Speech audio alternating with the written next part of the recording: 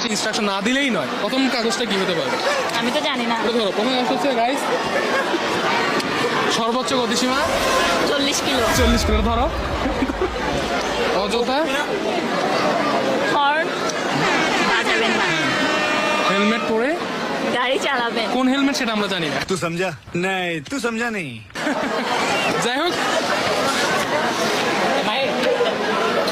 এরপরে আমরা মেইন কাজ, বিড়াল উড়াধুরা মারা যাবে না।